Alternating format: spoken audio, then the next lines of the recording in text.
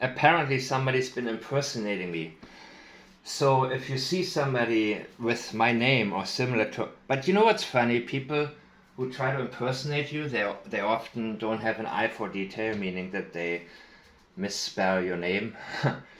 And I had that with scammers before who would not be able to correctly spell even very simple English language names. So, yeah, have an eye for detail, people, in every aspect in life. That'll protect you from everything, by the way. Even when you look at scammer emails, even statement analysis, simple statement analysis will pick up on all of that stuff. Very simple.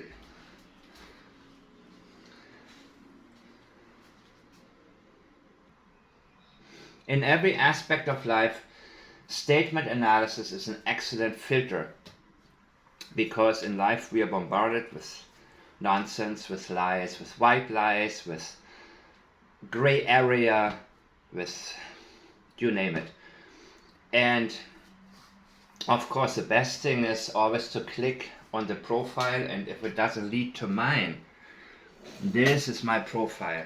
So don't worry about it. And also, if you send me anything that you would like me to analyze, I'd be more than happy to. Please give me a timestamp. Don't send me a video that is 3 hours long and I have to listen to chit chat and speculations. I don't like speculations. And unfortunately, speculations are something that sells. And people get into it, most people. But the ones who are serious about this, they actually don't want speculations. They have their own. But what they want is somebody who knows more than we do. Somebody who has inside information or has drawn conclusions based on their own areas of expertise, which can only aid us in our own analysis efforts.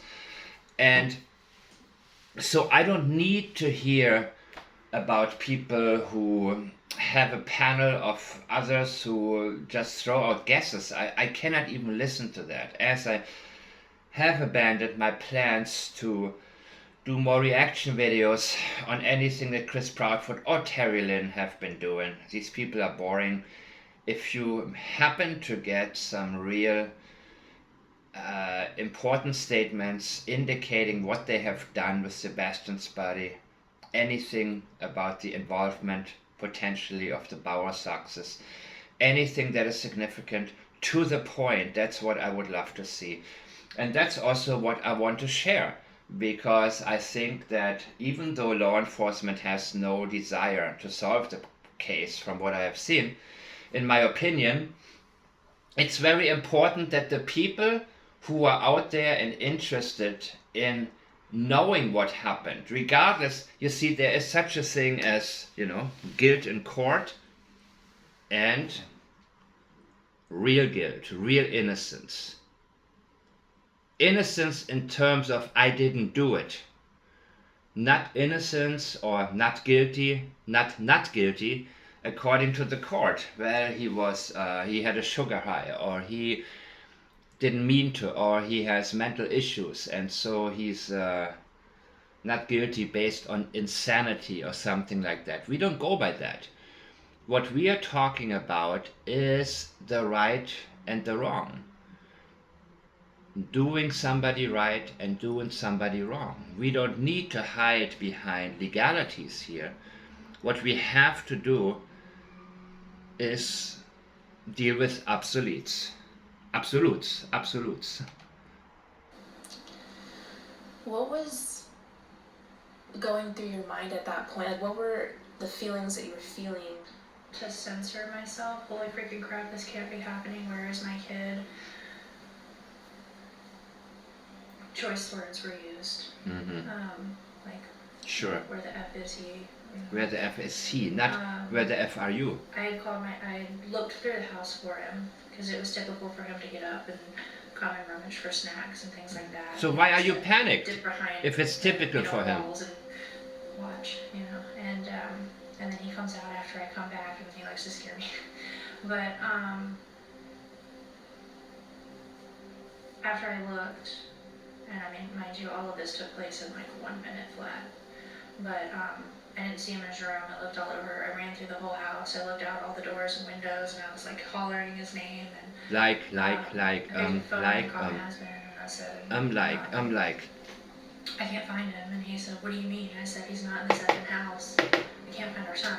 And There we go. I jumped in my car and I drove around the neighborhood. And I drove over by the school, and he's already like at this point I was like hysterical, and I was crying and I was screaming. And he was like, three-wayed. He three-wayed law enforcement and was telling them like our son is missing and we don't know what's going on. And he was like, go back to the house. They're on their way. And I ran back, drove back to the house. And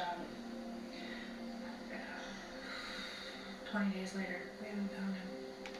So he's already like, of course, that I have discussed. I will not discuss it any further. Watch my previous videos. What I want to go to right now is our son's missing and we don't know what's going on. So the priority here is, of course, unity between her and Chris, alibi establishing. That is the priority here. Why would you call the cops if you knew what is going on? Like, our son is missing. Whenever she says like, it's a disclaimer, like, BS. This is her way of dealing with the anxiety and the pressure behind her fear of being found out. A sociopath is able to build a false reality around him or herself. Remember that police officer, Drew Peterson, who killed his wives. And until the very last second, he never admitted to anything, he never faltered. He acted as if everything was normal, the way Casey Anthony is doing it right now. She suddenly wants to be an advocate. And she's like, oh my God, LGBT and all of this crap. She wants to, all this stuff. She's doing all kind of crap to insert herself into various movements that she thinks she can hide behind. And O.J. Simpson was the same way. He didn't hide after he was acquitted. He should have done what's the guy's name?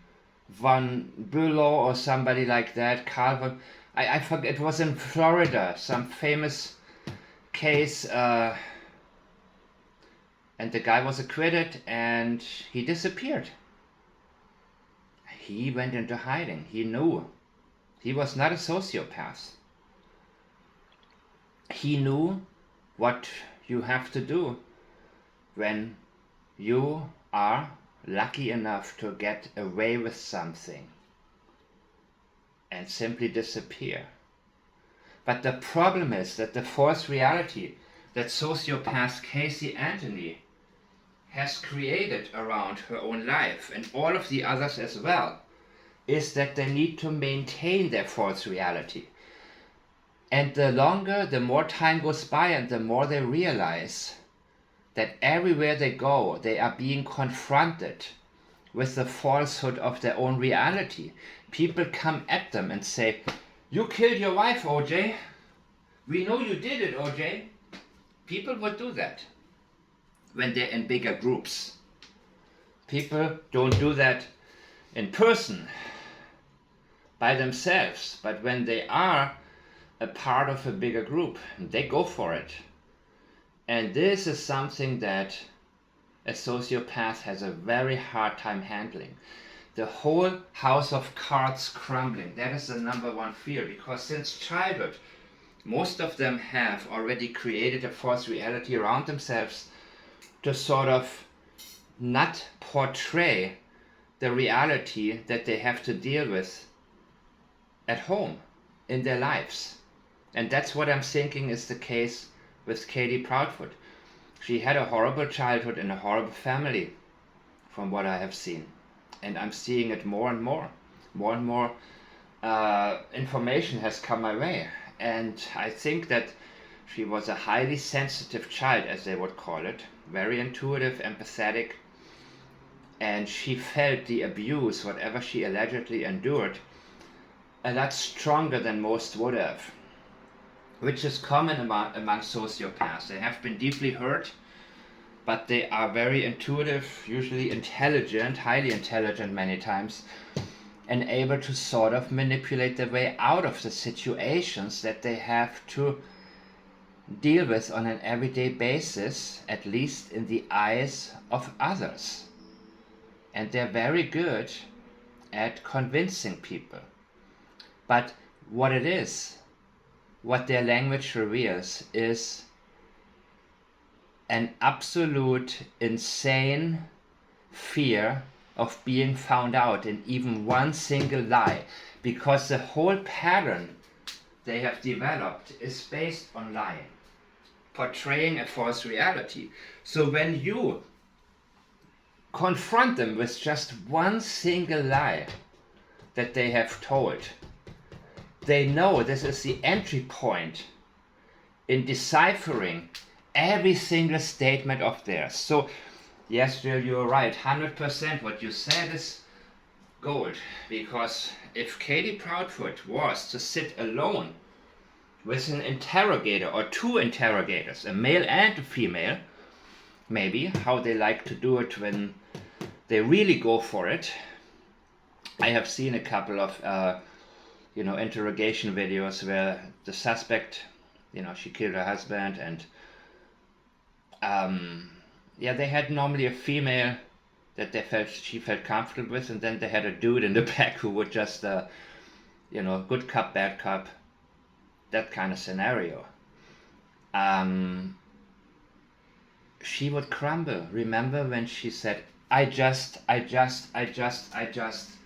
She would keep saying, I just. And then she looked at Chris. And Chris got the cue. Chris was ready to go. Flawlessly. He performed without any effort. Because he was waiting. He was ready. He had rehearsed this. He has a good solid memory. Memorizing and understanding are two different things. He doesn't understand what he's memorizing, but he knows whatever Katie came up with, he better stick with.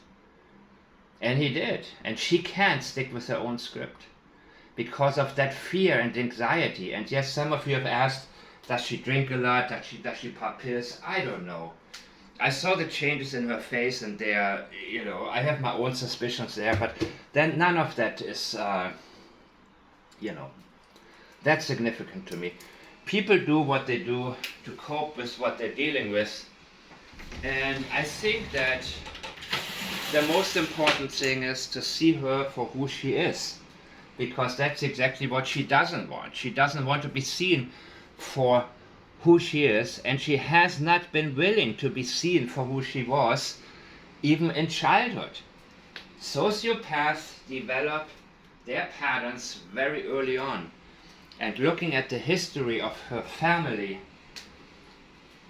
she has great experience in fabricating lies and coming up with stuff. So I can't find our son, and I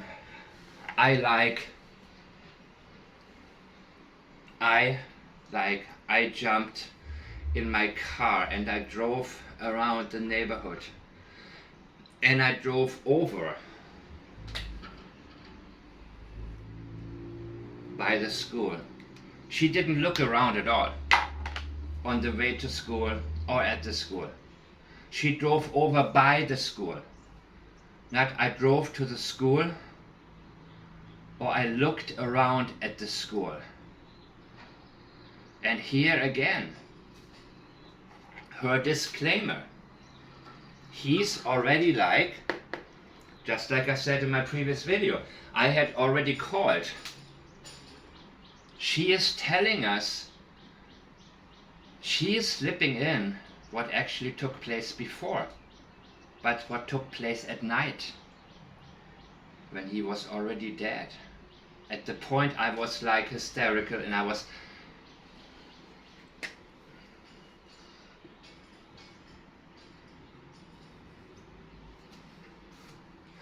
at the point, she feels the need to say at the point.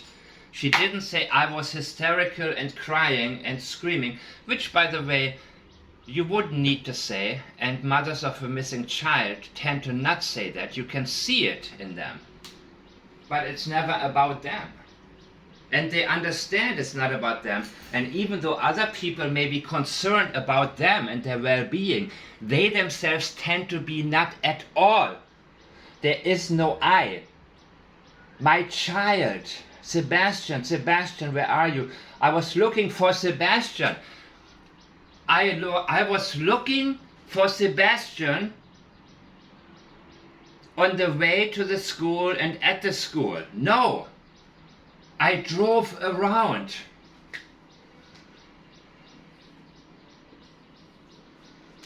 That's all she did, driving. You can see the video. We didn't have it in the beginning. You can see her windows are up.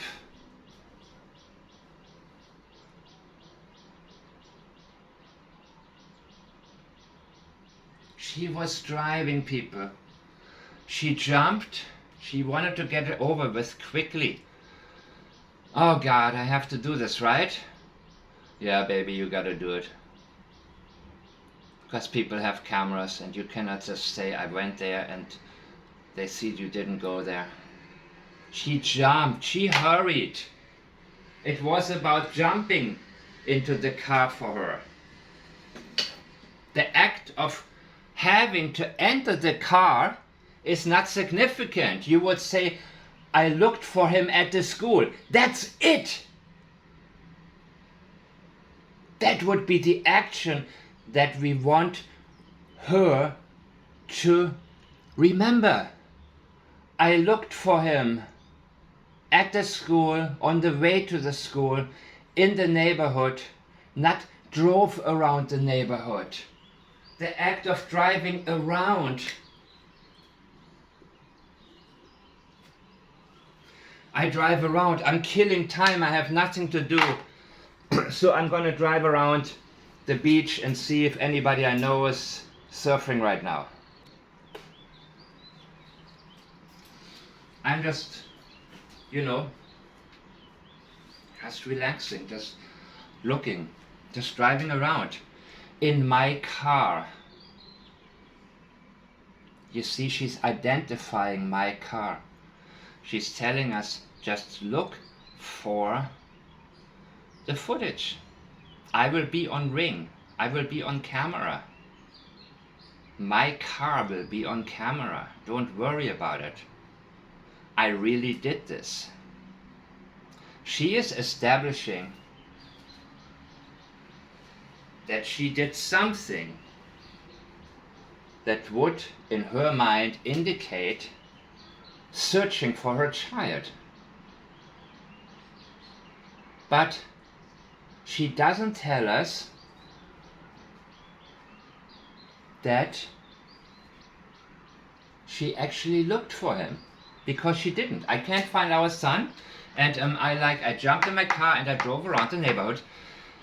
And I drove by this over by the school, and he's already like, yeah, I didn't look for him. She didn't tell us she was looking for him because he's already dead. He's already like, at the point I was like hysterical, I was crying, I was screaming. I don't know how she reacted at that night. I didn't hear, I heard the alleged audio from the ring cam. I didn't hear screaming and crying or anything. It was pretty much, I was screaming and she wasn't. Because if she was, she wouldn't feel the need to tell us that. So now maybe people will tell you, if you share my video, but she has looked for him. Why else would she drive around? She told us she was looking for Sebastian. Why else would she go? No. Do not put anything into anybody's mouth. Ever. Never ever say anything for them. We have to hear from them, themselves, telling us, I was searching for my son. She doesn't say it. I picked up the phone. I have said it before. That was an act of, that was a scary thing for her to do. The act of actually physically picking up the phone and saying, okay, it's D-Day, baby. I gotta do it. That was a chore. She woke up at 6. At 6:03 she picked up the phone. She didn't look anywhere. That's the first thing she did. She needed the courage and get ready and say, okay, I'm gonna do this. If she had even slept that night. But she told us she woke up at 6. And I called my husband and I said, actually she told us before that she had already called him, past perfect, right after she woke up, or right after, 6, before looking or anything, or fake looking, or pretending to look, or doing actually absolutely nothing, which she later wants to sell to us as a time she had supposedly been searching, which she was not, because she knew Sebastian was not going to be there. And I called my husband and I said, I can find him. And he said, what do you mean? I can't find him. Yeah, who? Whom can't you find? I said, he is not in this effing house. No mentioning of Sebastian, none. I said, he's not in. You see, it's bad enough in the whole paragraph. And in this interview, how many times did she mention Sebastian's name? In this particular part, you would expect her to say, I can't find Sebastian. Even here, she avoids using his name. In that post she made in her small neighborhood group, not on her Facebook, not on her profile, right? In a small group of only neighbors. And it wasn't her, but it was a neighbor that shared her post to a bigger audience. She didn't bother. She wanted to keep it in the neighborhood. She didn't mention his name there either. Sebastian is missing. Call his name. What's in a name? Everything is in a name. By the way, that woman with her fake account of meeting Sebastian, yes, I understand, 4:45, she didn't mention AM or PM, which is also another hint that it may have been PM, but she didn't want us to think about it. She wanted to sound mysterious, have 15 minutes of fame, make it sound like maybe in the middle of the night, maybe she is privy to something that not everybody is. People do that all the time. They want to insert themselves into a case and give some meaning to their otherwise, people who don't get listened to enough in their own opinion, they often don't miss a chance to have an audience. So maybe her husband, he comes home tired from whatever he's been working on. And when she's yapping, he's like, listen, I'm gonna watch the game, I'm gonna have a couple of beers, and I would appreciate if you don't talk so much. I don't know. But this is kind of like, you see that a lot of times. I mean, people, so I don't want to get into this too much, but I know quite a few people who, Anyways, I can't find him. This is absolutely crucial. The fact that she hardly uses Sebastian's name in the whole Chronicles of Olivia interview is already a huge red flag to avoid the connection with him. Because there are two Sebastians. There's a little boy that she had no problems with from her point of view 3 years or longer ago, to who Sebastian was growing into that Chris hated. So the reason that she mentions and she posts all the older pictures and talks about the older stories is because there she felt some sort of connection with him, because Chris had no problem with him. And he had no problem with him because Sebastian was easy to control, easy to scare. He'd been violated, severely abused under their watch.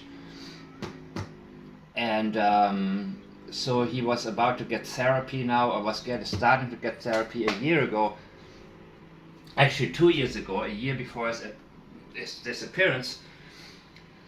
And Katie saw that as an attack from Seth. And Seth scrambled and said, yeah, I'm not going to do it anymore.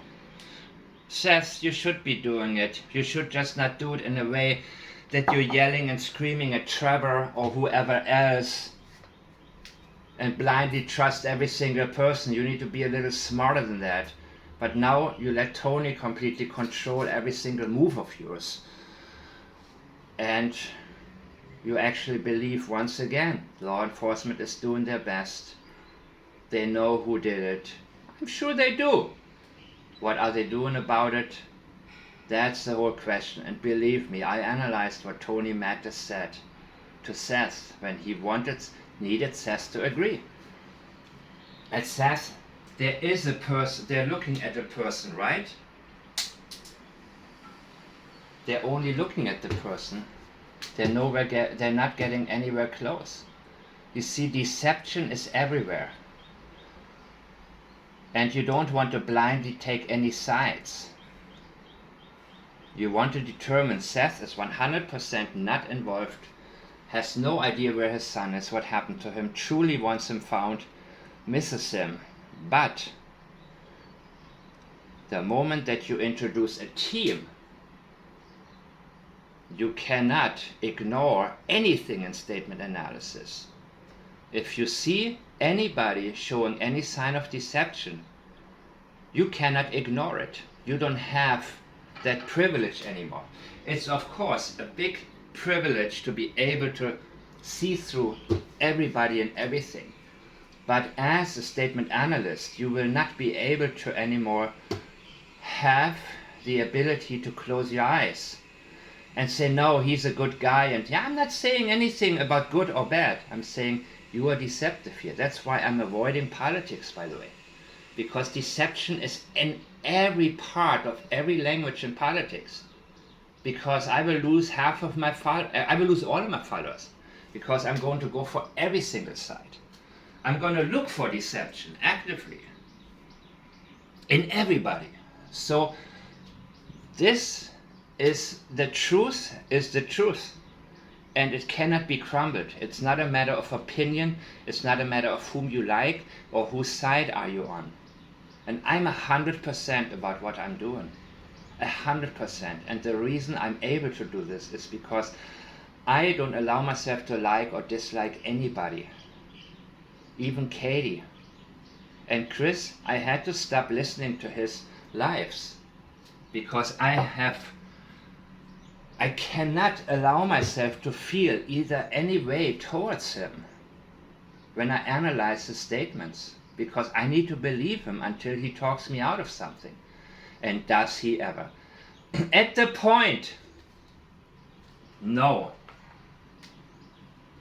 It would be, I was hysterical and screaming, also not necessary, but at the point it's just an additional unnecessary thing to say, because it wasn't at the point. At that point she was completely calm, driving through the neighborhood, her window is up. She doesn't say she's looking for Sebastian even at any particular point at all. She may have been hysterical, crying and screaming at another point, but not at this point, because she wouldn't feel the need to point, pun intended, that out. And I was like, you see, at that time Chris Foot already goes like very blatant, and I said it before, if he was a little brighter they would have thought about a different way to signal each other. It would have been very easy to just sit with their feet next to each other and just tap her a little bit, but Chris Foot, he's very blatant, that's just who he is. And he anyhow, at the and he was like, but it throws her off. Remember how it threw her off? Let's see if I can listen to this one more time. I go back a little more and I want to hear quite a bit further. What was going through your mind at that point? Like, what were the feelings that you were feeling? To censor myself. Holy freaking crap, this can't be happening. Where is my kid? Choice words were used. Like, where the F is he? Is he? Not are you. I had called I looked. Sebastian, where the F are you? Because it was typical for him to get up and come and rummage. It was typical. Things like that, and he likes to dip behind the walls and watch, and then he comes out after I come back and he likes to scare me. But Actually, let me listen to this one more time. What was going through your mind at that point? Like, what were the feelings that you were feeling? To censor myself. Holy freaking crap, this can't be happening. Where is my kid? Choice words were used. Like, where the F is he? I had called I looked through the house. I had called my it was typical for him to get past up, perfect. come and rummage for You see? snacks and things like that. Before He likes to anything else, dip she behind had already called her the, husband. walls and She gave it away. And then he comes out after I come back and he likes to scare me. But after I looked, After I looked. and mind you, all of this took place in like 1 minute flat. But 1 minute flat. You know why? Because she realizes she called Chris at 2:03. And people were asking, so you're trying to tell us you wake up at 6 a.m. and at 6:03 you're already on the phone with your husband? Doesn't it take 2 minutes to just get up from bed or something like that? You see, that's why she feels a need to tell us it all happened in less 1 minute flat. And who is counting the seconds when you're looking for your child? That makes also absolutely no sense. In a moment like this, you see, I'm remembering the most significant moments of my life. And guess what? There have been situations where other people had to remind me of an exact timeline. Because my timeline, as I remember it, was completely off. When significant things happened in my life that could have been a 2 or 3 minute period, sometimes less than a minute, but the intensity felt like it took hours. So you would not be able to accurately keep track of time in that moment. I didn't see him in his room. I looked all over. I ran through the whole house. I looked out all the doors and windows. Now she looks in his room. Afterwards. Probably to see if something is missing or if everything is good or everything is, but not before the call. And I was like hollering his name. And I was like hollering his name. Like. And that's exactly, you see the pattern we have already established with Katie. When she says like, it didn't happen. Everybody has a different pattern. So now, after all of these interviews I have already examined, it's very easy for me to detect the pattern that Katie has. I picked up the phone and called my husband and I said, I can't find him. And he said, what do you mean? I said, he's not in this effing house. I can't find our son. And There we go. I jumped in my car and I drove around the neighborhood and I drove over by the school and Yep, like I said. he's already. And now she puts her hand towards her neck, the same way Chris Watts did when he talked about his family that was already dead. And he's already like. At this point I was like hysterical and I was crying and I was screaming. And he was like, three-way. She's tapping her fingers on the table because it is hard for her to go and switch. But every time she says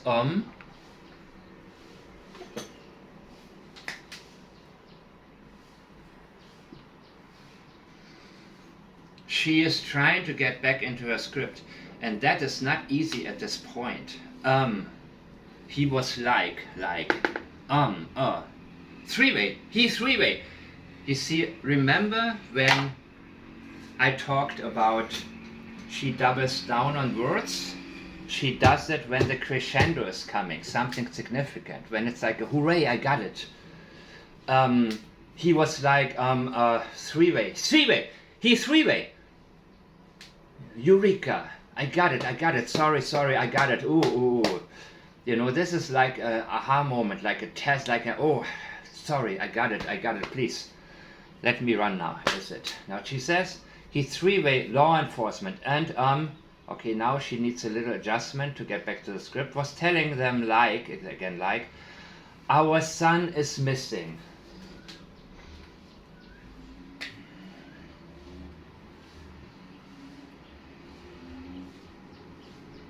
You wouldn't need to say we don't know what's going on, because you're the one calling them. He three-wayed law enforcement and was telling them like our son is missing and we don't know what's going on, and he was like go back to the house, they're all Like he was like, no he wasn't, or was he? He was like, but you were already on the way back. Remember? At 6:32 a.m. and some change, Katie was already seen. The car was seen heading back to the house, right? And at 6:33, they called law enforcement, right? So she would have been already back at the house. Like he was like, go back to the house, they're on their way.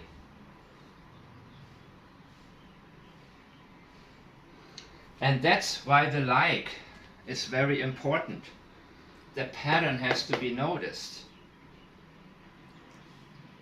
Go back to the house was not what Chris said. It was like, he was like, go back to the house, they're on their way. And I ran back.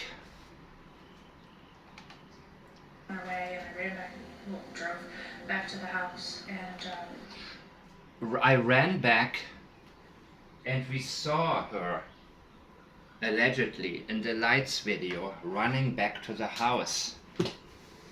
Everything was still on the table. They had to get something. And remember, the dog,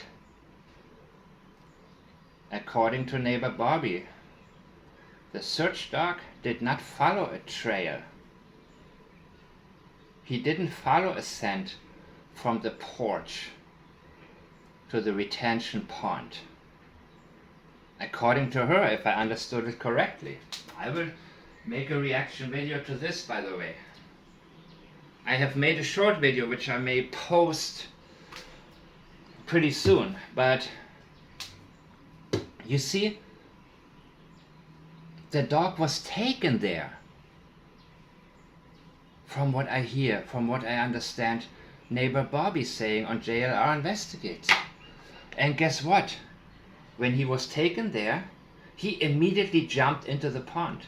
So what I am thinking is he may have picked up on the scent of some pills that they could have tried to equally dissolve in the pond.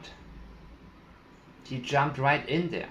So they drained the pond, but what exactly were they doing? Did they take actually a water sample? That's what they should have done, and analyze what's actually in there. What could the dog be reacting? I don't think they did any of that. I don't think so. I think they just drained it and said, well, there's no body here. And I don't see a shoe or anything, so let's just go, man. But according to Seth, it was drained twice. Because probably later they said, so like, dude, maybe the pond we need to like, but by that time, the content of the medicine would have been very much dissolved, very equally. But did they take actually a water sample? There are so many things they should have done but didn't do. And yes, I understand that law enforcement, they were not understaffed, by the way. They were all there. There was plenty according to neighbor Bobby, state troopers, and there was all kind of law enforcement there, helicopters, and so on and so such. So the understaffed part I'm going to ignore, but they screwed up. And yes, I mean, they get called all the time about missing cases where, the child just ran away. And maybe they were kind of like dismissive about everything. Yeah, there's a autistic boy who just, for no reason at all, just ran out and got lost. And I don't know what they were thinking, because they said to us already after 3 days, that's when the 180-degree change took place. And when you're looking from the house of the Proudfoots out there, straight ahead, if you make a 180 turn, you're looking right back at the house, at them. But it took them 3 days to say, wait a minute, dude, maybe they lied to us. They're telling us they fell hook, line, and sinker for everything that the Proudfoots told them. And now, I think they're going to be embarrassed for the truth to come out. And that's why they don't want to touch this case. They want people to fight each other over theories, Seth versus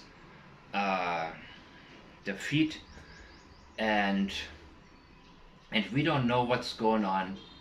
That was not necessary, and that tells us they know exactly what's going on. Go back to the house there on the way. And I ran back, yes, exactly, that's experiential memory right there.